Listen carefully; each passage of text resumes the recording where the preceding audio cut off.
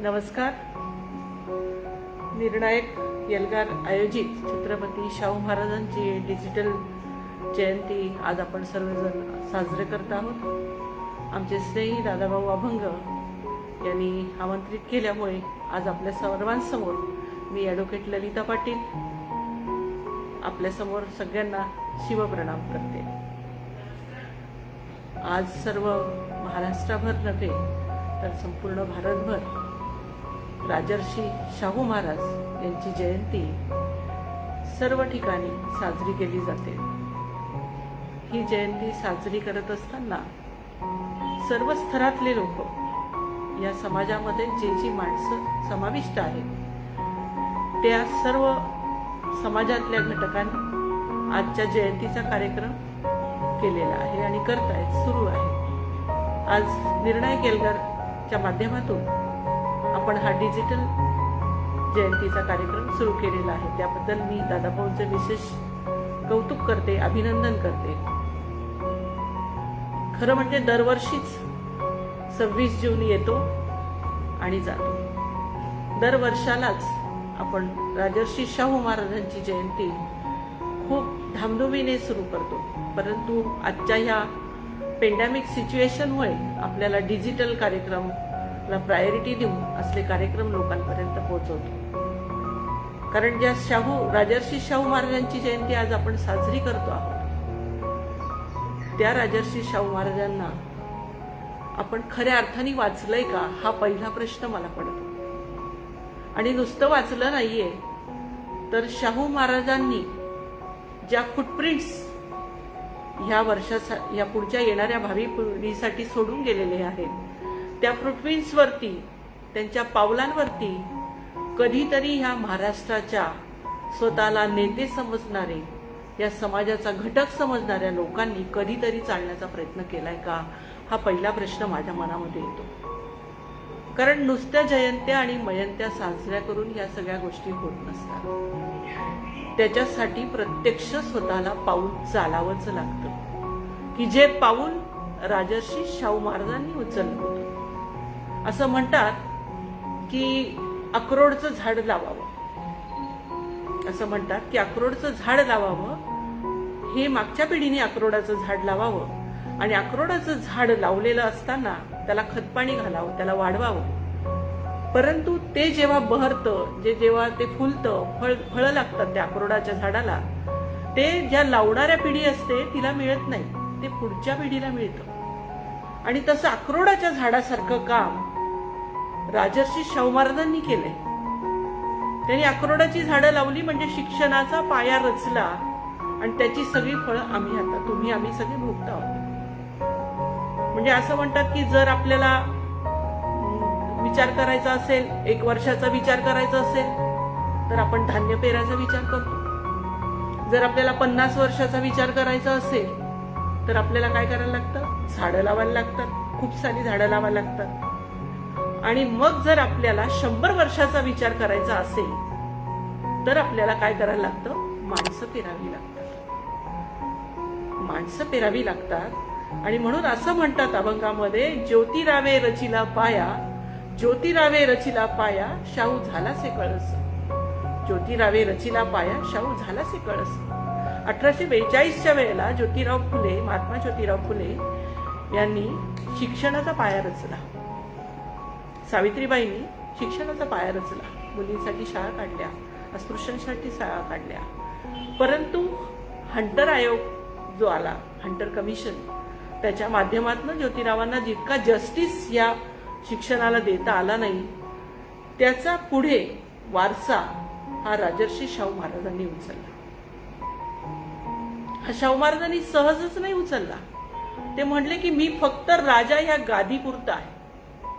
त्यांच्यामध्ये जी रुजुता होती, ती रुजुता त्यांच्या प्रत्येक वागण्यामध्ये, त्यांच्या निर्णयामध्ये, त्यांनी केलेल्या विचारामध्ये आणि त्यांच्या मनात असलेल्या उर्मीमध्ये आपल्याला क्षणोक्षणी बघायला मिळते. जर खऱ्या अर्थाने आपण राजर्षींना वाचलं असेल, खऱ्या अर्थाने आपण त्यांच्या पावलावर पाऊल ठेवून चालत असू. आणि म्हणून ज्योतिरावे रचिला असे पाया शाहू झालासे कळस. म्हणजे कळस शाहू महाराज झाले, पाया रचला ज्योतिरावांनी. आपण नेहमी म्हणतो की आम्ही या पुरोगामी महाराष्ट्राचे सगळे आम्ही आहोत आणि फुले शाहू आंबेडकरांचा हा महाराष्ट्र. पण फुले शाहू आंबेडकरांचा महाराष्ट्र ज्या वेळेला आम्ही म्हणतो त्यावेळेला आमची मान अभिमानाने गर्वाने उंचावत असते. पण नुसती मान उंचावून चालत नाही. बी प्रॅक्टिकल. त्याच्यासाठी प्रॅक्टिकल असायला लागतं आणि तो प्रॅक्टिकलनेस 2 एप्रिल 1894 पासून तर 6 मे 2022 पर्यंत म्हणजे गेले संपूर्ण 28 वर्ष महाराजांनी एक क्षणही वाया न घालवता तो त्यांनी त्यांच्या कर्तृत्वातून दाखवून दिला. न भूतो न भविष्यती असा राजर्षी होणे नाही. असा राजर्षी होणे नाही. त्याला कारणच असं आहे की ज्या राजर्षी शाहू महाराजांनी त्या काळामध्ये बघितलं, ती जी परिस्थिती होती 1894 जी परिस्थिती होती, ती परिस्थिती शिक्षणासाठी तर फार दूरची गोष्ट, परंतु सामाजिक विषमता इतकी भयानक होती. आणि असल्या भयानक परिस्थितीमध्ये एक वेगळा आगळा क्रांतिकारी विचार की सामाजिक अस्पृश्यता ज्या समाजामध्ये त्यावेळेला होती, ती सामाजिक अस्पृश्यता बाजूला करून अस्पृश्यांना, समाजातल्या दुर्बल घटकांना एक वेगळं मानाचं स्थान या समाजामध्ये निर्माण करणं it is not a joke. आणि ते शाहू महाराजांनी केलेलं होतं आणि म्हणूनच त्यांचा सरकार राजा होणे नाही. आणि हा राजा ज्या वेळेला म्हणतो की मी फक्त गादीचा वारस आहे, मी त्या गादीवर बसलोय, परंतु मी तुमच्यासारखा शेतकरी आहे, मी तुमच्यासारखाच अस्पृश्य आहे, मी तुमच्यातलाच एक आहे, मला फक्त आयुष्य हे माझं सेवा करण्यासाठी घालवायचंय. आणि हे आयुष्य सेवा करण्यासाठी घालवायचं म्हणजे नेमकं काय करायचंय? एक ठिणगी त्यांच्यासाठी भरपूर होती. एक ठिणगी. 1899 मध्ये ज्यावेळेला पंचगंगा नदीच्या तीरावरती ते गेले स्नानासाठी, आणि त्यावेळेला नारायण भटजी नावाचा जो ब्राह्मण, तो त्यांच्या आंघोळीच्या वेळेला मंत्र म्हणत होते. कुठले मंत्र म्हणत होते? पुराणोक्त मंत्र. आणि महाराज होते वेदोक्त मंत्रांचे, त्यांना महत्व जास्त होतं वेदोक्त मंत्रांचं. त्यांनी विचारलं की अरे आत्ता सकाळी सकाळी पुराणोक्त मंत्र का म्हणतायत? त्यावेळेला नारायण भटजींनी त्यावर उत्तर दिलं, वेदोक्त मंत्र का म्हणत नाही असं जेव्हा राजर्षींनी विचारलं, त्यावेळेला नारायण भटजी म्हणाले की ज्या वेळेला शूद्रांसाठी मंत्र म्हणायचे असतात त्यावेळेला पुराणोक्त मंत्र म्हणायचे, शूद्रांसाठी पुराणोक्त मंत्र म्हणायचे, आणि त्यावेळेला आंघोळ नाही केली तरी चालते. परंतु सवर्णांसाठी जर का म्हणायचं असतं तर मग मी वेदोक्त मंत्र म्हटले असते आणि वेदोक्त मंत्र म्हणून आंघोळही केली असती. परंतु शूद्रांसाठी मला तुमच्या शूद्रांसाठी म्हणायचे आहेत, त्याच्यामुळे मी पुराणोक्त मंत्र म्हणतोय. आणि त्यावेळेला लख्खन त्यांच्या डोक्यात प्रकाश पडला की हा एवढा माणूस, एक भटजी माणूस राजर्षी महाराजांना सांगतोय की तुमच्यासाठी शूद्रांसाठी पुराणोक्तच मंत्र म्हटले पाहिजे. आणि ती पडलेली ठिणगी, एक तो विचार, त्याच्यामध्ये 28 वर्ष राजर्षी जगले. एका ठिणगीमुळे राजर्षींनी 28 वर्ष मरेपर्यंत जे काम हातामध्ये घेतलं ते सोडलं नाही. का? कारण की तो विचारच इतका गंभीर स्वरूपाचा होता. नारायण भटजींचं एक वाक्य इतकं गंभीर स्वरूपाचं होतं की ते त्यांच्या काळजात भिडलं आणि त्यांना कळलं की नेमकं काय चाललंय या समाजामध्ये. मी स्वतःला राजा म्हणतो, पण प्रजेचं दुःख काय हे जर त्या राजाला कळत नसेल तर त्या राजेपणाचा काही उपयोग नाही. आणि म्हणूनच त्यांनी एकमेव काम केलं की ह्या समाजातल्या विषमतेची दुरी ही कमी करायची. अस्पृश्यता बाजूला करून अस्पृश्यतांना कुठेतरी सन्मानाचं जर जीवन द्यायचं असेल तर शिक्षणाशिवाय तरणोपाय नाही. आणि म्हणून मोफत सक्तीचं शिक्षण हे राजर्षी शाहू महाराजांनी दिलं. पहिला कायदा करणारा हा राजा की ज्यांच्या काळामध्ये सक्तीचं आणि मोफत शिक्षण हे त्यांनी घडवून आणलं. आजपर्यंत कुठेही ही तुम्हाला दिसणार नाही ही गोष्ट. इतकी सोपी नव्हती त्या काळामध्ये. हे केव्हा कायदा करू शकले?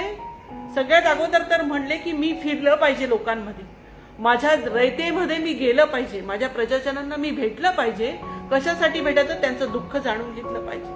म्हणून ते शेतावरती गेले, वाड्या वस्त्यांवरती गेले, झोपड्यांमध्ये गेले. त्यांनी एक शैक्षणिक सहलीचं आयोजन केलं संपूर्ण राज्यभर ते फिरले आणि फिरत असताना जे अनुभव त्यांच्या गाठी बांधले गेले, ज्या अनुभवांची शिदोरी घेऊन ते परत आले, त्यावेळेला त्यांना लक्षात आलं की अरे किती विषमता आहेत, मुकी बिचारी ती माणसं आहेत की ज्यांना कुत्र्या मांजरांपेक्षा सुद्धा बत्तर त्यांना वागवलं जातंय. अशा समाजामध्ये मी राजा असून काय उपयोग, मी काय करू शकतो ह्या लोकांसाठी. आणि म्हणून एकच त्यांच्या डोक्यामध्ये आलं की यांना प्राथमिक शिक्षण देणं किती महत्वाचं, आणि जोपर्यंत प्राथमिक शिक्षक ह्या लोकांना मी देत नाही तोपर्यंत मी यांना सन्मानाने जगू शकणार नाही. यांना समाजामध्ये म्हणजे न्याय, समता आणि बंधुभाव या 3 गोष्टींवरती राजर्षी शाहू महाराजांचं संपूर्ण आयुष्य गेले. आणि हा न्याय मिळवून देण्यासाठी, समतेची वागणूक मिळवून देण्यासाठी आणि या समाजामध्ये बंधुभाव वाढवण्यासाठी राजर्षी शाहू महाराजांनी जे कार्य केलं ते आजपर्यंत कोणालाही जमलेलं नाही आणि कोणीच करू सुद्धा शकणार नाही. त्याला कारणच तसं होतं की नुसतंच राजा बोले आणि दल हले असं नव्हतं, तर स्वतः शाहू महाराजांच्या वस्त्यांवरती गेले, तिथेच कांदा भाकरी खाऊन बघितली की कांदा भाकर काय असते. चांदीच्या ताटात जेवणात त्यांना स्वारस्य नव्हतं, परंतु वस्त्यांवरती जाऊन त्यांच्या ताटामध्ये ते काय खातायत ते मी खाल्लं पाहिजे, ते काय जीवन जगतायत ते मी जगलं पाहिजे. आणि मग त्यावेळेला मला त्यांच्या व्यथा वेदना मला कळतील, कारण की त्यावेळेच्या समाजामध्ये असंच होतं की शिक्षण आमच्यासाठी नाही, शिक्षण म्हणजे आमच्यासाठी पाप आहे आणि म्हणून हे पाप आम्ही करणार नाही, सवर्णांनीच फक्त शिक्षण घ्यावं आणि सवर्णांनीच पुढे व्हावं अशी त्यावेळेला, आणि आम्ही मात्र फक्त गुलामगिरी करावी, मुकी बिचारी आम्ही, असंच एक चित्र त्यांना बघायला मिळालं त्या शैक्षणिक सहलीमध्ये. आणि म्हणून शिक्षणाशिवाय तरणोपाय नाही. शिक्षण जर दिलं तर कदाचित माझ्या सैन्यामध्ये जी माणसं काम करतात, माझ्या तोफखान्यामध्ये जी माणसं काम करतात, माझ्याकडे जे सवंगडी कामं करतात, माझी जी काही माणसं आहेत त्या सगळ्यांना लिहिता वाचता आलं पाहिजे, त्यांना निर्णय घेण्याची क्षमता आली पाहिजे. आणि हे फक्त केवळ शिक्षण आणि शिक्षणामुळेच होतं. आणि म्हणून असं म्हटलं जातं की राजर्षी शाहू महाराजांनी जो काही निर्णय घेतला तिच्यामध्ये त्यांनी पहिले कायदा केला, संपूर्ण अभ्यास करून सक्तीचा कायदा केला. मोफत आणि सक्तीचं शिक्षण देण्याचा कायदा सगळ्यात पहिले जर कोणी आणला असेल तर तो राजर्षी शाहू महाराजांनी. त्याच्यासाठी नियमावली ठरवली गेली. प्रत्येक गावागावामध्ये किती मुलं आहेत त्यांची लिस्ट तयार करायची, त्यांच्या आईवडिलांची लिस्ट तयार करायची, त्याच्यासाठी रजिस्टर तयार करायचं, ते पाटलांनी मामलेदाराकडे द्यायचं आणि मामलेदारांनी मग बघायचं, शाळांच्या लिस्ट लावायच्या. आणि शाळा, प्रत्येक गाव तिथे शाळा असली पाहिजे असं त्यांचं स्वप्न होतं, अशी इच्छा होती. आणि प्रत्येक गाव तिथे शाळा असताना नुसतं शाळा असून चालणार नाही, तर प्रत्येक ठिकाणी शाळा उभारता येणार नव्हती. जिथे 500 किंवा 1000 वस्तीच्या आहेत या प्रत्येक ठिकाणी शाळा, आणि ती शाळा मग एखाद्या वेळेला बांधायला शक्य नसेल तर त्यावेळेला मंदिराच्या बाजूला किंवा डाव्या बाजूला, उजव्या बाजूला तिथे ते वर्ग भरायचे आणि मंदिराचा जो येणारा जो काही पैसा असेल त्या पैशातून ते खर्च व्हायचा. तिच्यामध्ये 7 ते 14 वर्ष, पहिला जेव्हा कायदा झाला त्यावेळेला 7 ते 14 वर्ष एवढी मुलं होती आणि त्या मुलांची लिस्ट केली जायची, ती नोटीसद्वारे लावली जायची. आणि ती नोटीस लावल्या गेल्यानंतर जर 30 दिवसाच्या आत तो मुलगा शाळेत आला नाही तर त्याच्या आई वडिलांना नोटीस पाठवली जायची की काय कारण आहे. त्यांनी येऊन जोपर्यंत संयुक्तिक कारण त्यांना कळत नाही तोपर्यंत त्यांची वाट बघितली जायची. आणि जर का त्या लोकांनी मुद्दामहून टाळाटाळ केली असेल तर त्या आई वडिलांना नाममात्र 1 रुपयाचा दंड करणारा कायदा हा किती जिव्हाळ्याचा होता हे आता आम्हाला कळतं. 1 रुपया दंड त्या काळी खूप मोठी रक्कम होती. आणि त्यासाठी सुद्धा त्यांनी कायद्यामध्ये एक प्रोव्हिजो दिलेला होता की जर 15 दिवस मुलाला घरी ठेवून घ्यायचं असेल तर तशी त्यांनी संयुक्तिक कारणाची मीमांसा त्या लोकांपुढे केली पाहिजे, मुख्याध्यापकांपुढे केली पाहिजे असं त्या कायद्यामध्ये नमूद केलेलं होतं. आणि जर संयुक्तिक कारण नसेल तर मात्र मग 1 रुपया दंड असं त्याच्यामध्ये होतं. म्हणजे नुसतं शाळेमध्ये मुलं पाठवून उपयोग नाही, तर ती मुलं का शाळेत आली नाही, त्यांना काय अडचणी आहेत, वाड्या वस्त्यांवरची मुलं काय येऊ शकत नाही. कारण शिक्षण म्हणजे हा एक विचार होता. शिक्षणाने कृतज्ञता प्रवण असं मन तयार करणं, समाजातलं आपलं स्थान निर्माण करणं, आपण कशासाठी जगतोय, का जगतोय, आपल्याला शिक्षणाच्या माध्यमातून काय मिळवायचंय आणि शिकून आपल्याला ह्या समाजाला काय द्यायचंय, ही एक मोठी समाजभिमुख अशी कल्पना राजर्षी शाहू महाराजांनी याच्यातनं मांडली. आणि म्हणून प्रत्येक मुलाला शिक्षण मिळालं पाहिजे म्हणून मोफत शिक्षणाचा सक्तीचा कायदा राजर्षी शाहू महाराजांनी पहिल्यांदा केला. त्याची अंमलबजावणी अत्यंत चांगली झाली, परंतु ही अंमलबजावणी करत असताना लांबचे जे लोक होते त्यांना यायला अडचणी होत्या, लांबच्या मुलांना यायला अडचणी होत्या, आणि म्हणून ह्या अडचणीतनं बाहेर पडण्यासाठी त्यांना एक लक्षात आलं की यांना राहण्याची जागा नाही. मग राहण्याची जागा नाही म्हणजे मग काय करणार? मग त्यांनी पहिल्यांदा कोल्हापूरमध्ये विद्यापीठ नावाची शाळा काढली. विद्यापीठ नावाची शाळा काढली, त्याचं मोठं वसतिगृह बांधलं, आणि वसतिगृह बांधत असताना त्या विद्यापीठामध्ये जवळपास सर्व स्तरावरची मुलांना प्रवेश देण्यात आला. नुसतं सवर्णांना नाही तर स्पृश्य अस्पृश्य हे सगळे एकाच ठिकाणी राहतील, एकाच ठिकाणी शिकतील. कारण बऱ्याचदा आमच्या आजी आजोबांच्या कानात यांच्यातून तोंडातून आम्ही ऐकलं आहे, आमच्या कानांवरती शब्द आम्ही ऐकले आहेत की आम्ही जेव्हा शाळेत जात असू ना तर त्यावेळेला वाड्या वस्त्यांवरच्या मुलांना बाहेर गुरुजी बसवायचे असं म्हणून. म्हणजे त्या काळामध्ये आम्ही ते ऐकलेलं होतं खूप लहान असताना. आणि आता ज्या वेळेला राजर्षी शाहू आम्ही बघतो आहोत, आम्ही जेव्हा त्यांना अभ्यासलं त्यावेळेला लक्षात आलं की खरंच त्या मुलांना वेगळ्या पद्धतीने ठेवत होते. म्हणजे जर खऱ्या अर्थाने शिक्षण द्यायचंय तर बारीक विचार करणारा राजा हा तत्वज्ञ कसा होता हे आपण जाणून घेतलं पाहिजे. त्यांनी एक एक बारीक विचार केला की खऱ्या अर्थाने जर का आपण शाळा काढल्या, शाळेमध्ये मुलांना शिकवायला पाठवलं तर शिकवणारे कोण? सवर्णच असतील ना. मग सवर्ण त्यांना खऱ्या अर्थाने शिकवतील का? नाही. आणि म्हणून जे काही लोक शिकलेले आहेत, शेतकऱ्यांची जी मुलं आहेत, अस्पृश्यची मुलं आहेत, या सगळ्या मुलांना एक वेगळं प्रशिक्षण द्यायचं आणि त्या प्रशिक्षणातून त्यांना मुलांना शिकवायला पाठवायचं. आणि म्हणून शिकवायला पाठवत असताना त्यांनी जातीभेद नष्ट केला. कारण त्या काळामध्ये जो जातीभेद होता की वेगळ्या शाळा असायच्या, सवर्णांसाठी वेगळ्या, अस्पृश्यांसाठी वेगळ्या. अस्पृश्यांसाठी वेगळ्या शाळेमध्ये जी काही सवर्णांची मास्तर शिकवायला जायची, त्यांचं म्हणणं होतं की तुम्ही शिकून काय करणार आहे, शेवटी तुम्हाला शेतातच जायचंय, तुम्हाला गुलामगिरीतच राहायचंय. आणि ही गोष्ट जेव्हा राजर्षी शाहूंच्या लक्षात आली त्यावेळेला ते म्हणले की असं नाही, तुम्हाला योग्य पद्धतीने शेतकऱ्यांच्या मुलांना सुद्धा त्याच बहुजन समाजातल्या मुलांना शिक्षक म्हणून पाठवलं तर आणि तरच या लेकरांना शिक्षण मिळेल. म्हणजे एक आई जशी आपल्या मुलाचा विचार करते तसा रयतेचा अतिशय अणुरेणू समोर डोळ्यासमोर ठेवून की कुठे काही चुकणार तर नाही ना, खऱ्या अर्थाने यांना प्राथमिक शिक्षण मिळेल ना, खऱ्या अर्थाने यांना सन्मानाने जगता येईल ना, खऱ्या अर्थाने ही माणसं स्वतःला विकसित करतील की नाही, खऱ्या अर्थाने आपण हे जे पाऊल उचललेलं आहे हे खऱ्या अर्थाने यशस्वी होईल की नाही, याच्यासाठी प्रत्येक गोष्ट बारीक बारीक राजर्षी शाहू महाराजांनी बघितली. आणि म्हणून नुसतंच हे म्हटलं की शेतकऱ्याला पाणी द्या आणि शेतकऱ्याच्या लेकरांना शिक्षण द्या असा एक नारा त्यावेळेला त्यांनी लावला. आणि हा नारा देत असताना त्यांनी बघितलं की ज्योतिराव फुलांच्या काळामध्ये हंटर कमिशन नंतर लॉर्ड मॅकले जे होते, लॉर्ड मॅकले यांनी सुद्धा शिक्षण पद्धती अवलंबली होती, परंतु ती कशी होती, वरून खाली झिरपत जाणारी होती लॉर्ड मॅकलेची. आपण जर बघतो की साधारणपणे जर का सूर्य उगवायचा असतो ना तर सूर्य जेव्हा उगवतो त्याची पहिली किरणं ही उंच अशा झाडांवरती, डोंगरांवरती येतात, उंच भागावरती येतात, वरच्या भागाला, आणि मग नंतर हळूहळू ती झाडांवरती, मोठ्या उंच इमारतींवरती, घरांवरती येतात आणि खूप शेवटी सपाट भागावरती येतात. त्याच पद्धतीने लॉर्ड मॅकलेची शिक्षण पद्धती होती की जी वरून खालपर्यंत झिरपणारी होती. तसं शाहू महाराजांना अपेक्षित नव्हतं. त्याच्यामुळे पहिल्या लाईनीमध्ये जे सवर्ण होते तेच फक्त शिकत होते, तेच मोठे होत होते आणि खालची माणसं खालीच राहत होती, खालच्या खाली दबली जात होती. त्यांनी असा विचार केला की ही वरची सवर्ण झालेली, ही वरच्या पायरीवरची जी माणसं आहेत त्यांनी 2 पायऱ्या खाली उतरत यावं आणि खालच्या लोकांनी 2 पायऱ्या चढत यावं, वरच्या लोकांनी 5व्या पायरीवरती त्यांना हात देऊन वरती घ्यावं आणि मग त्यावेळेला कुठेही समानता ह्या सगळ्यांमध्ये दिसून येईल. इतका सुंदर आणि मार्मिक विचार, इतका ममत्वाचा विचार राजर्षी शाहू महाराजांनी त्या काळामध्ये केला. आणि म्हणून आज आम्ही हे बघू शकतोय.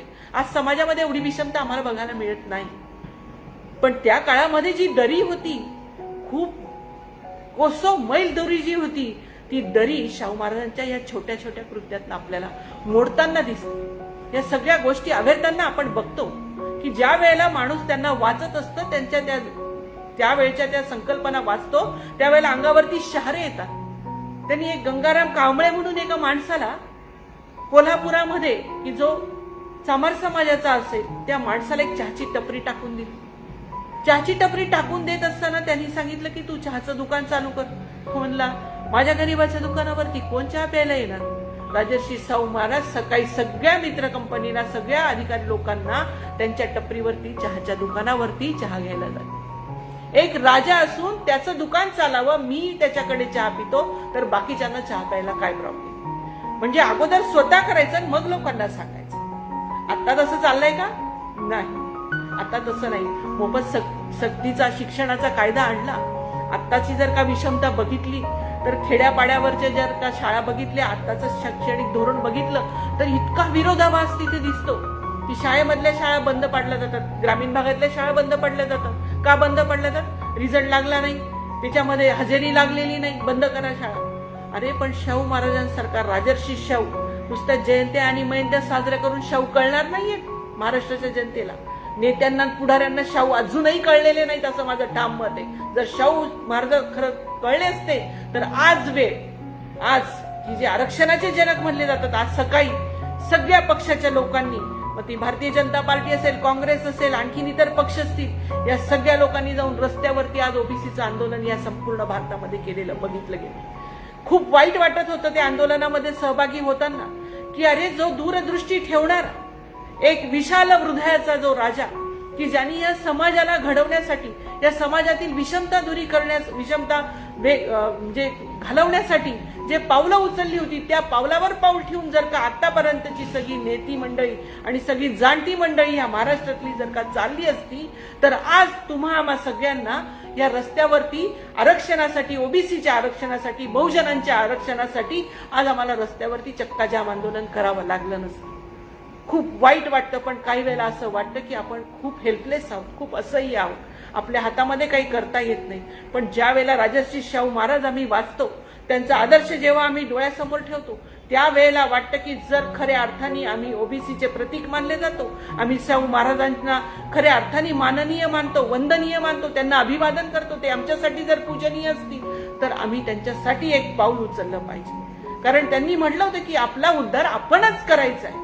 कोणी येईल आणि आम्हाला देईल, त्याच्यापेक्षा आपला उद्धार आम्ही स्वतः करू. आणि म्हणून शाहू महाराज एक वेगळं व्यक्तिमत्व की जे या पृथ्वी तलावरती पुन्हा होणे नाही. त्याला कारणच तसं घडलंय. कारण की नुसतं शिक्षण देऊन ते थांबले नाही, तर एका ठिकाणी नाही तर अनेक ठिकाणी त्यांनी शिक्षणाची नांदी उभी केली. कुठे कुठे शिक्षण दिलं, नुसतं तेवढं शिक्षण नाही दिलं, तर ते शिक्षण देत असताना त्यांनी छोट्या छोट्या गोष्टींचा अभ्यास केला. काय बघितलं की नेमकं शिक्षण कशासाठी द्यायचंय, कुठल्या कुठल्या याच्यातलं शिक्षण द्यायचंय, माणूस कशा कशाने समृद्ध होईल, माणूस कशा कशाने जाणता होईल, माणूस कुठे नाडला जाणार नाही, त्याला सहज कोणी फसवणार नाही, अशा पद्धतीने शिक्षण देत असताना शिक्षक आणि विद्यार्थी हे दोघांचं नातं कसं असलं पाहिजे, शिक्षक कसा असला पाहिजे हे त्यांनी पहिले ठरवलं. आणि म्हणून शिक्षक बघत असताना त्यांनी त्याच्यामध्ये जे म्हणजे त्याची विद्वत्ता आहे, जे तो शिकवणार आहे विद्यार्थ्यांना, तिच्यामध्ये तो स्वतः पारंगत आहे का, त्याचं चारित्र्य संपन्न तो आहे का, त्याला खऱ्या अर्थाने तळमळ आहे का विद्यार्थ्यांना शिक्षण देण्याची, खऱ्या अर्थाने त्या शिक्षणाची त्याला जाण आहे का, समाजाचं तो देणं लागतो ही भावना त्याच्या मनामध्ये कुठेतरी रुजते का, हे सगळ्या अर्थाने त्यांनी बघितलं. शिक्षक आणि विद्यार्थी या दोघांचं नातं हे समाजाभिमुख असलं पाहिजे असं राजर्षी शाहूंना त्या काळामध्ये वाटलं. आणि म्हणून शिक्षक निवडताना त्यांनी बघितलं की बहुजनांमधलाच शिक्षण निवडला गेला पाहिजे. सुरुवातीला त्यांनी सवर्णांमध्ये अस्पृश्यांच्या सगळ्या मुलांना एकत्र टाकलं. एकाच ठिकाणी हुकुमनामा काढला की दसऱ्यानंतर या सगळ्या शाळा बंद होतील आणि सगळे मुलं एकाच शाळेमध्ये शिकतील. एकाच समानतेच्या लेव्हलला त्यांनी त्या आणून ठेवलं समाज. आणि मग ज्या वेळेला त्यांना लक्षात आलं की ज्या वेळेला सवर्णांची मुलं ज्या वेळेला शिकवायला गेली त्यावेळेला त्यांनी इतक्या चांगल्या याच्यानी शिकवलं नाही. आणि म्हणून त्यांनी लक्षात घेतलं की कुठेतरी आपलं चुकतंय आणि हे पाऊल पुढे आपलं व्यवस्थित पडणार नाही. आणि म्हणून त्यांनी जातनिहाय शाळा काढायचं सुरुवात केली, जातनिहाय वसतिगृह सुरू केले. लोकांनी खूप त्याच्यावरती टीका केल्या, वाईट वाटतं, परंतु ते काय म्हणले की मला दोन गोष्टींची सवय झालेली, की मातीमध्ये अंग लगडायचं आणि बामणांच्या शिव्या खायच्या. म्हणजे लोकमान्य टिळकांनी त्यांच्यावरती प्रहारमधून बऱ्यापैकी टीका केल्या आणि म्हणून ते लोकांना सांगायचे, पण घाबरू नका, मी तुमच्या पाठीशी, कारण की मी वसा घेतलेला आहे आणि घेतलेला वसा मी टाकणार नाही.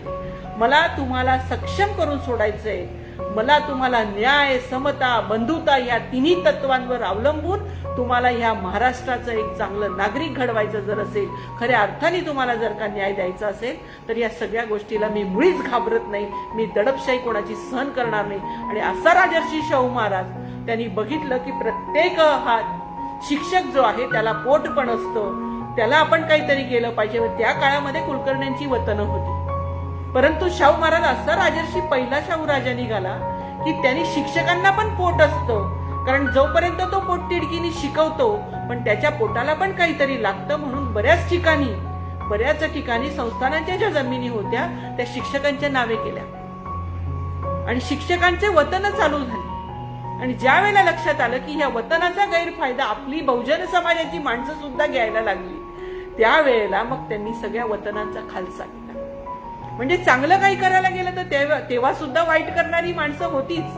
आपण म्हणतो की आताच हे सगळं होतंय, आपण काहीतरी चांगला विचार घेऊन समाजापुढे जातोय, पण समाज त्याच्या उलटा वागतोय. कारण समाजाला सहसा चांगल्या गोष्टी पचत नाही, कारण सहज मिळालेलं असतं ना तर त्याची किंमत नसते समाजाला. आणि म्हणून त्याच्यासाठी किंमत मोजणारी गोष्ट केली पाहिजे.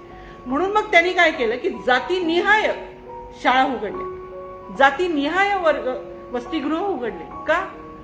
का असं करावं लागलं? कारण समाजाने, त्या काळात असलेल्या समाजाला ते करणं भाग पडलं. एक मोठं वसतिगृह ज्या वेळेला त्यांनी काढलं होतं कोल्हापूरमध्ये, त्या ठिकाणी असं ठरलेलं होतं की संपूर्ण म्हणजे सगळ्या जाती धर्माच्या मुलांनी त्या शाळेमध्ये शिकायचं, वसतिगृहामध्ये राहायचं, एकत्र राहायचं. पण नंतर लक्षात आलं त्याचा सगळा खर्च संस्थान करत होती. त्याच्या पडलेली जी काही तूट असायची ती सुद्धा राजर्षी शाहू महाराज भरून काढायचे. आणि त्याच्यामधून लक्षात आलं की तिच्यामध्ये ऍडमिशन्स फक्त ज्या झाल्या त्या फक्त सवर्णांच्याच झाल्या, अस्पृश्य मुलं कोणी तिच्यामध्ये गेले नाही. आणि म्हणून नंतर शाहू महाराजांच्या जेव्हा ते लक्षात आलं तेव्हा त्यांनी ते बंद केलं. बंद करायला जनतेने भाग पाडलं. गोखले म्हणून त्यावेळेला त्यांचे तिथले मुख्य होते आणि त्यांनी सांगितलं की इतक्याच फक्त ऍडमिशन झाल्या, तिच्यामध्ये बाहेरच्या जातीचे कोणी आलेले नाही, अस्पृश्य जातीचे कोणी आलेले नाही. मग त्यावेळेला ते हॉस्टेल मात्र त्यांनी बंद केलं, ते वसतिगृह बंद केलं. आणि विचार केला की जर आपल्याला खरोखर जातीनिहाय प्रत्येक घटकातल्या माणसाला जर का आपल्याला मोठं करायचं असेल तर जातनिहाय शाळा काढली पाहिजे, त्याच्यासाठी जातनिहाय वसतिगृह काढले पाहिजे. कारण त्याच्या मागचा एक मोठा विचार त्यांनी सांगितलाय. त्यांनी म्हणलं की कधी पशूंच्या हिच्यामध्ये पक्षी त्यांचा पुढारी झालाय का? पक्ष्यांच्या हिच्यामध्ये कधी पशु पुढारी झाले आहेत का? आणि जर का असं असेल की गुरं, बकऱ्या, मेंढे यांचं जर का कोणी जर का मुख्य असेल तर तो मेंढपाळ असतो. आणि गुरं, बकऱ्या, मेंढ्या यांचा जर का नेता मेंढपाळ असेल, यांचा जर का मुख्य मेंढपाळ असेल तर त्यांना कुठे जावं लागतं? कत्तलखान्यात जावं लागतं.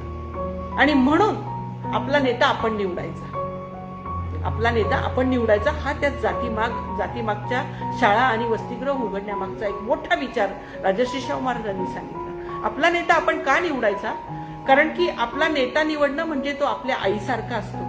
आई ही आपल्या लेकरांना, ते कसे पण असू देत, डावे उजवे कसे पण असू देत, पण आई आपल्या सर्व लेकरांना समानतेने वागवते. म्हणून जर का मुसलमान समाजाचा माणूस म्हणजे वसतिगृह असेल तर त्याच्यासाठी मुस्लिमच माणसं दिली पाहिजे, त्याच्यासाठी मुस्लिमच शिक्षक दिली पाहिजे. महार जातीचा असेल तर त्याच्यासाठी महार जातीचा दिला पाहिजे. आणि म्हणून राजर्षींचं एक ठाम मत होतं की आपला नेता आपल्यालाच निवडला पाहिजे. म्हणजे पशूंमध्ये जसा पक्षी काही नेता होऊ शकत नाही, पक्ष्यांमध्ये जसा पशु नेता होऊ शकत नाही, तर मग माणसांमध्ये त्याच जातीचा, त्याच धर्माचा जर का माणूस नेता म्हणून दिला तर तो खऱ्या अर्थाने त्यांना जस्टिस देईल, खऱ्या अर्थाने तो नेता त्या समाजाला पुढे आणण्याचा प्रयत्न करेल, कुठेही तो 19-20 करणार नाही. आणि म्हणून हा एक मोठा उदात्त हेतू, त्याच्यावरती अनेक त्या काळामध्ये टीका झाल्या, अनेक लोकांनी टीका केल्या. लोकमान्य टिळकांनी तर त्यांना असं सुनावलं की मुंगी आणि हत्ती यांना दोघांना सारखं जेवण देण्याची गरज नाही. काय म्हटलं त्यांनी? मुंगी आणि हत्ती या दोघांना सारखं जेवण देण्याची गरज नाही. आणि मग त्यावेळेला शाहू महाराजांनी काहीच न बोलता आपलं काम मात्र पुढे चालू ठेवलं. कारण ते म्हटले की यांनी बोललंच पाहिजे, हे जोवर बोलणार नाही तोवर मी माझं काम पुढे नेणार नाही. आणि म्हणून त्यांच्या बोलण्याकडे दुर्लक्ष करून त्यांनी पुढे जातीनिहाय 1 नाही 2 नाही 3 नाही जवळजवळ 26-27 वसतिगृह त्यांनी एकट्या कोल्हापुरामध्ये काढली. म्हणजे असं म्हटलं जातं की ब्रिटिश पार्लमेंटला मदर ऑफ ब्रिटिश पार्लमेंट असं म्हटलं जातं. ब्रिटिश पार्लमेंटला मदर ऑफ ब्रिटिश पार्लमेंट असं म्हणतात. तसं कोल्हापूर संस्थानाला की जे शिक्षणाचं केंद्रबिंदू शाहू महाराजांनी म्हटलं होतं, तसं कोल्हापूरला शिक्षण केंद्राला mother of boardings, mother of school boardings असं म्हटलं गेलेलं आहे. की खऱ्या अर्थाने ती वसतिगृहांची माता म्हणून कोल्हापूर शहर हे ओळखलं जाऊ लागलं. आणि हे शहर ओळखलं जाऊ लागलं त्यावेळेला शाहू महाराजांना वाटलं की नुसतंच इथपर्यंत आपल्याला मर्यादित नाहीये, तर पुढे जाऊन ते पंढरपूरला गेले. पंढरपूरला जात असताना त्यांना लक्षात आलं की इथे खूप गरज आहे वसतिगृहाची. आणि म्हणून त्यांनी जे पंढरपूर चंद्रभागेच्या तीरी बसलेलं आहे, कोल्हापूरची शिक्षण गंगा पंढरपूरच्या चंद्रभागेजवळ आणून सोडली. आणि तिथे एक त्यांचा शैक्षणिक कार्यक्रम त्यांनी सुरू केला. नुसते प्रत्येक ठिकाणी नाशिकला गेले. नाशिकला मराठा बोर्डिंगची त्यांनी स्थापना केली. त्याच्या पायाभरणीला आणि उद्घाटनाला जेव्हा ते गेले त्यावेळेला त्यांनी तिथल्या भाषणामध्ये त्यांनी सांगितलं की तुम्ही आणि आम्ही ही सर्व एकाच ईश्वराची लेकरं आहोत. माणसं ही माणसांसारखीच असतात, माणसांमध्ये कधीच फरक नसतो. आणि तुम्ही आम्ही जर का एकाच ईश्वराची लेकरं असू तर आम्ही वाड्या वस्त्यांवरच्या सगळ्याच मुलांना शिक्षण का देऊ नये? तिथे स्पृश्य आणि अस्पृश्य ही भावना आमच्या मनामध्ये नसावी. शिक्षण हे सगळ्यांसाठी असावं, कारण शिक्षणाशिवाय अनेक राज्य ही उलथापालथ झालेली आहे, संपून गेलेली आहेत हा इतिहास सांगतो. आणि इतिहास जर का त्याच्यासाठी साक्ष असेल तर त्या इतिहासाची पुनरावृत्ती आम्हाला करायची नाही. आणि म्हणून तुम्ही आम्ही जर का एका ईश्वराची लेकरं असू तर आम्हाला या सगळ्या गोष्टींमध्ये पुढाकार घ्यावा लागेल. आणि म्हणून नाशिकला उदार पवार यांच्या नावाने त्यांनी एक मोठं वसतिगृह काढलं. वंजारी समाजाचं एक वसतिगृह नाशिकमध्ये आहे. म्हणजे नुसतंच कोल्हापूर पर्यंत मर्यादित न राहता नाशिकमध्ये सुद्धा त्यांनी वसतिगृह काढलं. ते ज्या वेळेला अखिल भारतीय अस्पृश्य समतेची समता परिषदेसाठी नागपूरला गेले, त्याचं अध्यक्षपद जेव्हा त्यांना गेलं त्यावेळेला प्रचंड जनसमुदायासमोर राजर्षी शाहू महाराज यांनी सांगितलं, काय सांगितलं असेल की डॉक्टर बाबासाहेब हा एक भला माणूस आहे, ते तुमचे नेते आहेत, ते खूप महान आहेत, त्यांच्या विचारांचं आचरण करा, त्यांचं जरा ते जे करतायत त्यांचा मागोवा घ्या आणि त्यांच्यासारखा बनण्याचा प्रयत्न करा. डॉक्टर बाबासाहेब आंबेडकर ही खूप महान व्यक्ती आहे, ते तुमचे नेते आहेत, परंतु मी तुमच्यातलाच एक आहे. तुम्ही मला तुमच्यातलाच एक समजा, कारण की तुमची सेवा करण्याचं व्रत मी घेतलंय. मला किती अडचणी आल्या, कोणी कितीही दबाव आणण्याचा प्रयत्न केला तरी मी तुमच्यासाठी काम करणं हे शेवटपर्यंत सोडणार नाही, असं त्या परिषदेला संबोधताना शाहू महाराज म्हणाले. आणि म्हणून अस्पृश्य लोकांची जेव्हा तिथे परिषद चाललेली होती त्यावेळेला गोरगरिबांचा कैवारी, अस्पृश्यतेचा, दलितांचा कैवारी म्हणून खूप गर्जना त्या लोकांनी त्या ठिकाणी केल्या. आणि एक अस्पृश्यांसाठी वसतिगृह त्या काळामध्ये राजर्षी शाहूंनी सुरू केलं. त्याला चोखा मेळा वसतिगृह अजूनही नागपुरामध्ये ते आहे. नुसतं तेवढ्यावरच ते थांबले नाही तर अमरावतीला आले. अमरावतीला नुकतेच डॉक्टर पंजाबराव देशमुख हे शिकून आलेले होते परदेशातून. आणि त्यांनी जेव्हा राजर्षी शाहू महाराजांना ऐकलं, राजर्षी शाहू महाराजांचं शैक्षणिक कार्य बघितलं, त्यांचा वसा उचलायला डॉक्टर पंजाबराव देशमुख पुढे आले. आणि त्या पंजाबराव देशमुखांनी जेव्हा तो वसा उचलला त्यावेळेला एक मोठं वसतिगृह त्या ठिकाणी दिलं. नुसते वसतिगृह महाराज देत नव्हते तर त्या ठिकाणी जागा देत होते. त्याच्यासाठी लागणारा खर्च, त्याच्यासाठी लागणारी जमीन, त्याच्यासाठी लागणाऱ्या देणग्या या सगळ्या गोष्टी राजर्षी शाहू महाराजांनी केल्या. म्हणजे नुसतंच कोल्हापूर पर्यंत मर्यादित न राहता अहमदनगर, त्याच्यानंतर अहमदनगरमध्ये चौथे छत्रपती म्हणजे त्यांचे वडील, त्या ठिकाणी त्यांच्या नावाने त्यांनी एक मोठं वसतिगृह सुरू केलं. आणि ते वसतिगृह सुरू करत असताना एक वडिलांची आठवण म्हणून त्या ठिकाणी स्पृश्य अस्पृश्य वाड्या वस्त्यांवरच्या मुलांना शिक्षणाची एक शिदोरी त्या ठिकाणी ते ठेवून गेले. म्हणजे पंढरपुराला चंद्रभागेला कोल्हापूरची शिक्षण गंगा त्यांनी आणून सोडली, नाशिकमध्ये केलं. आणि सगळ्यात जे पुण्याचं माहेरघर, जे पुण्याला शैक्षणिक सांस्कृतिक वारसा लाभला तो निव्वळ आज जे आम्ही बघून राहिलोय, आजचं जे फर्ग्युसन कॉलेज चाललंय, आजचे जे डेक्कन एज्युकेशन सोसायटी आपण पुण्यामध्ये बघतो, आज तुमची माझी लेकरं सगळी पुण्यामध्ये जात आहेत. पुण्याला हे शिक्षणाचं संस्कृतीचं माहेरघर आम्ही खूप अभिमानाने सांगते. त्याचं सर्व जर का श्रेय जात असेल तर ते माझ्या राजर्षी शाहू महाराजांना. इतका उदात्त राजा इतका ज्वाज्वल्यपूर्ण ज्याचा इतिहास आहे, इतका महान नेता या महाराष्ट्राच्या भूमीमध्ये अवतरला आणि आम्ही त्यांची फक्त जयंती आणि महंती साजरी करून कसं चालणार आहे? म्हणून नुसतं त्यांना माल्यार्पण करून उपयोग नाही, तर त्यांच्या विचारांची जर का माला आम्हाला गुंफायची असेल तर त्याच्यासाठी या महाराष्ट्रात जन्माला आलेला प्रत्येक माणूस, या महाराष्ट्रामध्ये महाराष्ट्राच्या भूमीवरती स्वतःला या महाराष्ट्राचा नागरिक समजणारा प्रत्येक माणूस त्यांनी हा वसा उचलला पाहिजे आणि त्यांच्या पावलावरती पाऊल ठेवून की माझं या समाजाच्या प्रती काय कर्तव्य आहे. आणि म्हणून या प्रत्येक वसतिगृहाला जेव्हा त्यांनी दान दिलं, प्रत्येक ठिकाणी ज्या ज्या वेळेला त्यांनी एकट्याने तर दान दिलंच, परंतु बाहेरच्या कोणी एकाला जर का कोणी दान दिलं तर लगेच त्यांनी त्यांचं नाव दिलं. एक सरस्वतीबाई म्हणून ज्या होत्या गौड, सरस्वतीबाई गौड यांनी 5,000 रुपयाची देणगी त्यांनी त्याला दिली. लगेच त्यांनी त्या ठिकाणी त्यांचं नाव त्या वसतिगृहाला दिलं. म्हणजे कोणी जर का उदारता दाखवत असेल तर त्यांचं नाव घेण्यामध्ये त्यांना कमीपणा वाटत नव्हता. आणि स्त्री शिक्षणाबाबत तर विचारायलाच नको की त्या काळामध्ये स्त्रियांना शिक्षण देणं म्हणजे महापाप समजलं जात होतं. असं सांगितलं जात होतं सनातन्यांकडून की जर बायकांना शिक्षण दिलं तर त्या विधवा होतील. इतकी खुळचट आणि खालची शूद्र लेवलची त्यावेळेला ती संकल्पना महिलांच्या मनामध्ये होती. परंतु ज्या वेळेला ज्योतिराव फुले आणि सावित्रीबाई फुले यांनी शैक्षणिक वसा उचलला आणि महिलांच्या शाळा पुण्यामध्ये काढल्या, तो काही अर्थाने ती ज्योत मंदावलेली होती. ती शाहू महाराजांना असं वाटलं की नाही महिलांना, कारण की पुरुषांना जर शिक्षण दिलं तर तो एकटा पुरुष फक्त शिकेल, पण महिलांना जर शिक्षण दिलं तर ती शिकेल, तिच्याबरोबर संपूर्ण कुटुंब शिकेल, तिच्याबरोबर संपूर्ण घर शिकणार आहे. आणि म्हणून स्त्री जर का शिकली, शी जर का विद्वत झाली आणि तिची विद्वत्ता ही तिला सन्मानानेच नव्हे तर संपूर्ण घराची एक नेता बनवता येईल. तिला संपूर्ण घराला ती पुढे नेणारी असेल. The hand that's rock that trodding आपण ऐकलेलं असेल.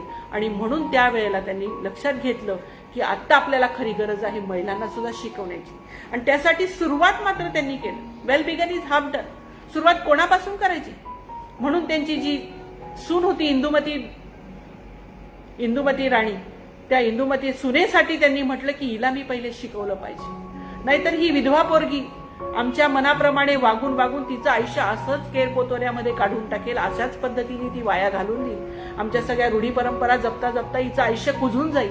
आणि म्हणून लक्ष्मीबाईंना म्हणजे त्यांच्या महाराणी सरकारने त्यांनी सांगितलं की माझ्या मनात असं चाललंय की इंदुमतीला आपण शिक्षण द्यायचं आणि तिला शिक्षण देऊन एक सक्षम अशी महिला तयार करायचं की जेणेकरून ती तिच्या आयुष्यामध्ये कुठल्याही वाईट गोष्टींसाठी ती बळी पडणार नाही, कोणी तिच्यावरती सहज अन्याय करणार नाही. पण त्यावेळेला महाराणींनी सांगितलं की जर तुम्ही तिला शिक्षण दिलं तर कदाचित तिचं पाऊल चुकू शकतं. पण त्यावेळेला महाराजांच्या मनामध्ये जी सक्षम स्त्रीची कल्पना होती त्यांनी सुरुवात इंदुमती राणीपासून केली आणि इंदुमतीला पत्र लिहून सांगितलं की आमच्या रूढी परंपरामध्ये जगण्यामध्ये तुझं आयुष्य तू वाया घालवू नकोस, तू सक्षम हो.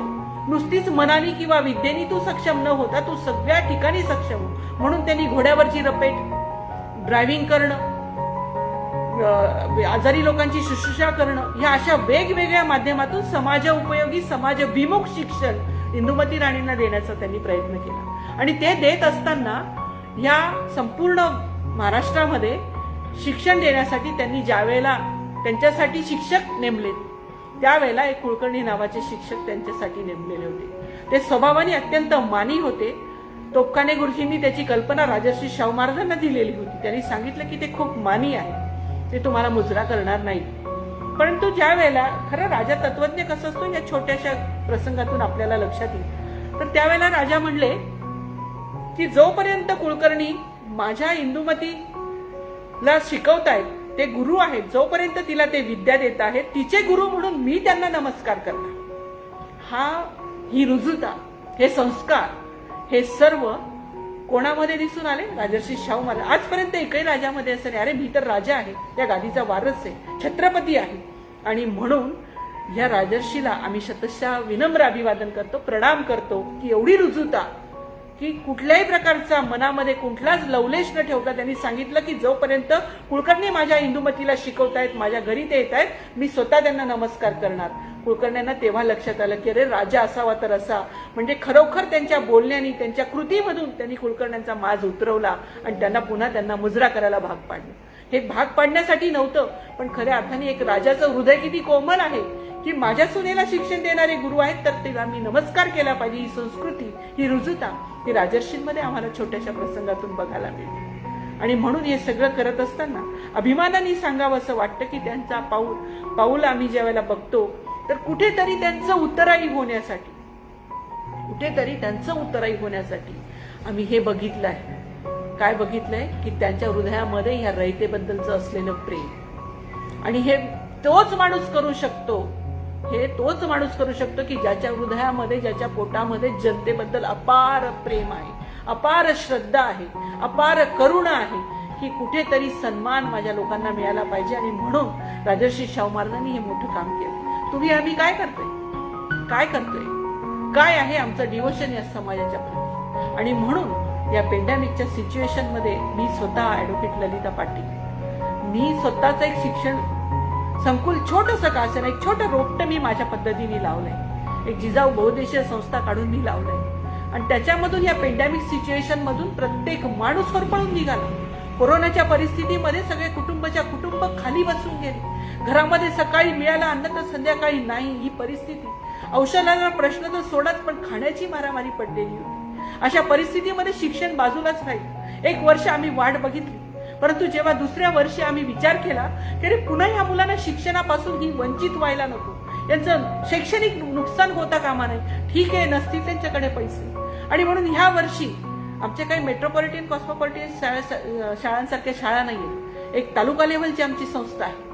आणि त्या संस्थेमध्ये ज्यावेळेला आम्ही सीबीएसई स्कूलमध्ये आम्ही निर्णय घेतला, जेव्हा आमची मीटिंग सुरू झाली त्यावेळेला राजर्षी शाहू महाराजांना डोळ्यासमोर ठेवून हा ललिता पाटलांनी एक निर्णय घेतला की प्रत्येक विद्यार्थ्याला शिक्षण मिळालं पाहिजे. ऑनलाईन का असेना, प्रत्येक विद्यार्थी माझ्या त्या ऑनलाईनच्या क्लासमध्ये जॉईन झाला पाहिजे. कशासाठी जॉईन झाला पाहिजे? कारण की तो शिक्षणापासून जर वंचित राहिला तर तो त्याचं कुटुंब त्याचं घडू शकणार नाही. त्याचं कुटुंब घडलं नाही तर हा समाज घडणार नाही. हा समाज जर घडला नाही तर आम्हाला महाराष्ट्र घडणार नाही. आणि म्हणून या महाराष्ट्राच्या घडणाऱ्यांमध्ये ज्योती फुले आंबेडकरांचा जो महाराष्ट्र, पुरोगामी महाराष्ट्राची संकल्पना घेऊन आम्ही वाटचाल करतोय, तर तिथे ललिता पाटलांचं काय योगदान आहे? तर ह्या वर्षी आम्ही प्रत्येक मुलाचे 3,000 रुपये फी माफ केली. 3,000 रुपये प्रत्येक विद्यार्थ्याला माफ केले.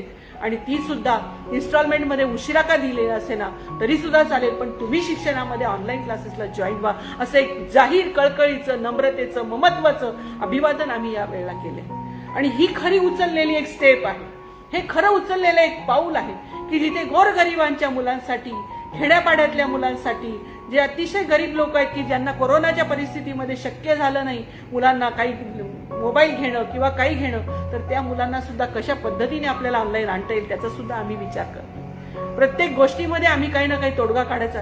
हे फक्त केव्हा शक्य झालं की राजर्षी शाहू जेव्हा आमच्या डोळ्यासमोर असतील त्यावेळेला, आणि त्यांना डोळ्यासमोर ठेवून त्यांचा जो घेतलेला वसाय हा आम्ही पुढे महाराष्ट्र पुरोगामी बनवण्यासाठी, या महाराष्ट्राला सक्षम बनवण्यासाठी, या महाराष्ट्राच्या जनतेला न्याय, समता आणि बंधुता पुनश्च एकदा देण्यासाठी, कारण की खूप विस्कळीत झालंय सगळं. आणि ही विस्कळलेली घडी पुन्हा बसवण्यासाठी आम्हा सगळ्यांचं, या संपूर्ण जनतेचं एक काम आहे. नुसतं बोलून भागणार नाही, एक वेळची शिदा देऊन भागणार नाही, एक वेळचे पैसे देऊन भागणार नाही, एक वेळचा युनिफॉर्म देऊन भागणार नाही, तर कायमस्वरूपी ह्या महाराष्ट्राचा एकही पोरगा, वाड्या वस्त्यावरचा असेल, गरीब कुटुंबातला असेल, झोपडीतला असेल, शेवटच्या घटकातला तो मुलगा असेल, असा एकही मुलगा शिक्षणापासून वंचित राहणार नाही. हीच खरी आदरांजली शाहू महाराजांसाठी असणार आहे. आणि ही आदरांजली आम्ही देत असू त्यावेळेला एक गोष्ट लक्षात ठेवा की शाहू महाराज ही खूप वेगळी अस्मिता होती. नुसते तेवढ्यासाठी त्यांनी काम नाही केलं, तर त्यांनी पूर्ण वर्सटाईल काम केलं.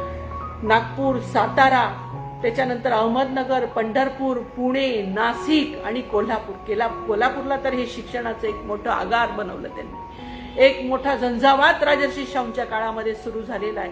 त्याची ज्योत तुम्ही आम्ही पेटवली, परंतु नुसती ज्योत आणि मशाल घेऊन चालणार नाही, तर ती मशाल पुन्हा दुसऱ्याच्या हातामध्ये द्यावी लागेल. आणि दुसऱ्याच्या हातामध्ये किल्ल्या देताना खूप विचारपूर्वक काम करायला लागणार आहे. काय काम करायला लागेल की तुम्ही जे नेमतात शिक्षक, ते शिक्षक नेमके खऱ्या अर्थाने हाडाचे शिक्षक आहेत का? खऱ्या अर्थाने त्यांना आतमधून तळमळ आहे का मुलांना शिकवण्याची? असा शिक्षक तुम्ही निवडा. कारण त्याच्यासाठी शाहू महाराजांनी व्हर्नाक्युलर फायनल अशी पात्रतेची परीक्षा ठेवली होती.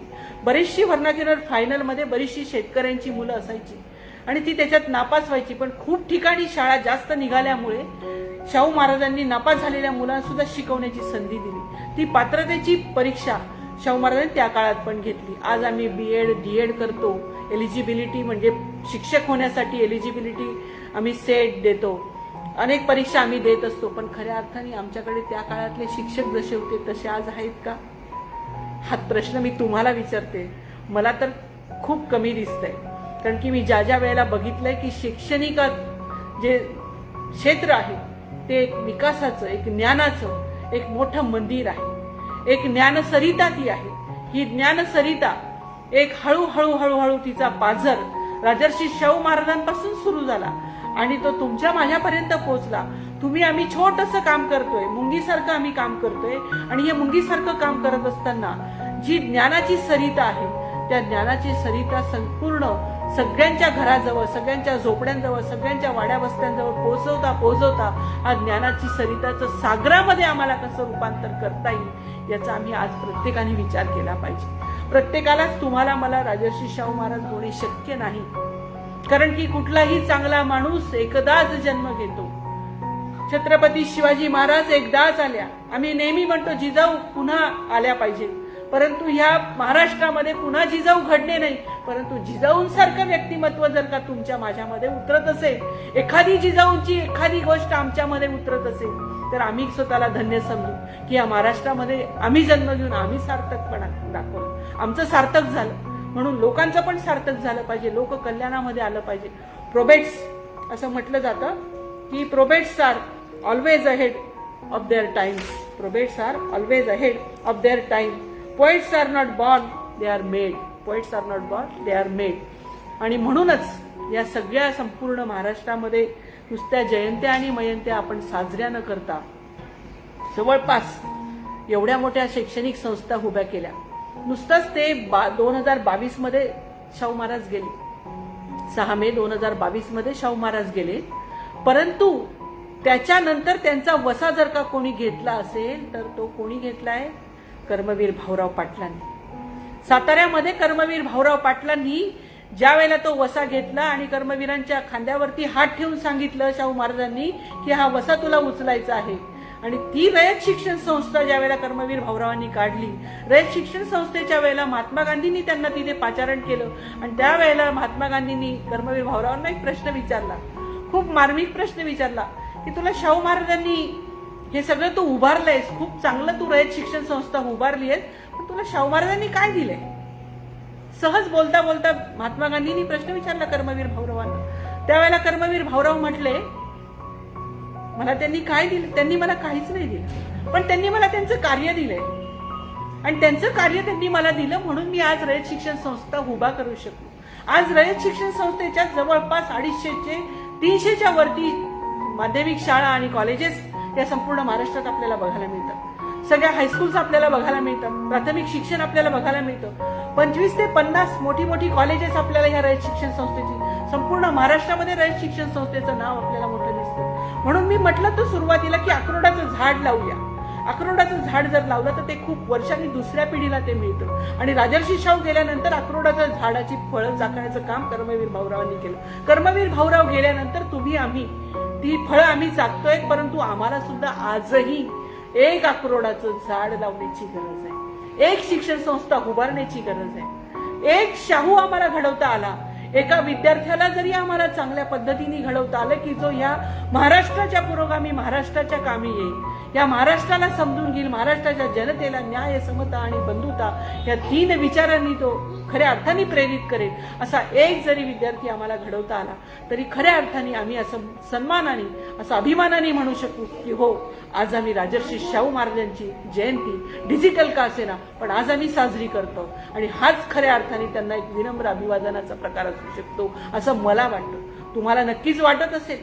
कारण की ज्यांनी शाहू महाराजांना बघितलंय, ज्यांनी शाहू महाराजांना वाचलंय, ही मोठी माणसं अशी काही सहज मोठी होत नाही. त्याच्यासाठी त्यांनी जमिनीवरती येऊन प्रत्येक माणसाच्या खांद्यावरती हात ठेवून त्याला लढ म्हटलंय, त्याच्या बरोबरीने पावलं टाकली आहेत. नुसतं साधं त्यांच्या एका विद्यार्थ्यांनी जेव्हा त्यांना सांगितलं की पुण्यामध्ये भीक मागून मराठ्यांची मुलं भीक मागून शिकतायत, शिक्षण घेत आहेत, त्यावेळेला राजर्षी शाहू महाराजांना एका अर्थी हसायला आलं, आनंद झाला. ते म्हणले मला आनंदही होतोय आणि दुःखही होते. बहुजन समाजाची मुलं पुण्यामध्ये भीक मागून शाळा शिकतायत, महाविद्यालयांमध्ये जात आहेत, ही एक आनंदाची गोष्ट आहे, कारण की त्यांच्या मनामध्ये शिक्षणाची तळमळ निर्माण झाली. परंतु ह्या मुलांना मी शब्द देऊ इच्छितो आणि म्हणून तारादेवींच्या माध्यमातून तारादेवींचं नाव देऊन एक मोठं वसतिगृह तिथे त्यांनी उभारलं आणि डेक्कन जिमखान्याचे स्वतः अध्यक्ष झाले आणि त्या ठिकाणी त्या मुलांना आश्वासित केलं की मी तुमच्या बरोबर आहे, तुम्हाला भीक मागून जगण्याची गरज नाही, तुम्ही सन्मानाने जगा, शिक्षण घ्या, मोठे व्हा आणि दुसऱ्यांना पण शिकवा. म्हणजे एक ज्योत त्यांनी लावली आणि त्या ज्योतीच्या अनेक ज्योती निर्माण झाल्या. या ज्योती निर्माण करत असताना तुमची माझी ज्योत या निमित्ताने पेटते का बघावर. असं वाटतंय की खरंच राजर्षी शाहू महाराजांसारखं मला नाही होता येणार, पण त्यांनी दिलेली जी मशाल आहे त्या मशालीतली एक ज्योत जर का मी पेटवत असेल तर खऱ्या अर्थाने आज मला अधिकार आहे, खऱ्या अर्थाने मला ही माझी जबाबदारी आहे की मी खऱ्या अर्थाने शाहू महाराजांना आज अभिवादन करते. आणि तेच अभिवादन मला भावलंय, तेच अभिवादन मला असं वाटतंय की आज या घडीला प्रत्येकाने समजून घ्यावं. या पुरोगामी महाराष्ट्रामध्ये जर का आपण बघितलं, अनेक नेते आहेत बहुजन समाजाचे, मोठे झाले, राजकारणी झाले, मला कुठल्या पक्षावरती टीका करायची नाही, ते हे व्यासपीठ नाहीये, परंतु असा एक तरी बहुजन समाजाचा मला माणूस दाखवून द्या की त्यांनी ह्या संस्था काढल्या आणि त्यांनी खुल्या केल्या, गोरगरिबांच्या मुलांसाठी मोफत शिक्षण दिलं, उच्च शिक्षण मोफत दिलं. अरे आरक्षणाचा प्रश्न तो सुद्धा आज 100 वर्षामध्ये सोडवता आला नाही. आम्ही आज शाहू महाराजांच्या पुण्यतिथीच्या शतकामध्ये आहोत, परंतु तरी सुद्धा आजही आम्हाला रस्त्यावर यायला लागतंय, आजही आम्हाला शैक्षणिकदृष्ट्या आरक्षण पाहिजे तसं मिळत नाहीये, आजही आम्हाला आरक्षण मागायला लागतंय, आजही आम्हाला आमच्या शिक्षणासाठी भांडावं लागतंय, आजही आम्ही सगळ्या गोष्टींसाठी दूर आहोत, आजही तिथपर्यंत पोहोचण्यासाठी आज आम्हाला खूप जीवाचं रान करावं लागतंय. म्हणजे खऱ्या अर्थाने जर का राजर्षी शाहू फुले आंबेडकरांचा हा खरा महाराष्ट्र असेल, पुरोगामी महाराष्ट्राचा आम्ही नागरिक असू, तर आमचं प्रत्येकाचं आद्य कर्तव्य आहे की आम्हीच आमचा उद्धार करणं गरजेचं आहे. कोणाकडे, अरे कोणाकडे मागायला जातात? या भिकाऱ्यांकडे, जे स्वतःच भिकारी आहे, जे ज्यांना खऱ्या अर्थाने भीक देण्याची गरज आहे, ते तुम्हा आम्हाला काय आरक्षण देणार, ते तुम्हा आम्हाला काय सांगणार? आपणच आपले उद्धार करूया, आपणच आपले मोठे होऊया. आणि म्हणून प्रत्येकाने आपल्या मनातली एक ज्योत पेटवा की जी राजर्षी शाहू महाराजांना विनम्र अभिवादन करणारी असावी. राजर्षी शाहू सारखा राजा होणे नाही, आणि तसा राजा जर का घडवायचा असेल तर खूप जन्म घ्यायला लागतील.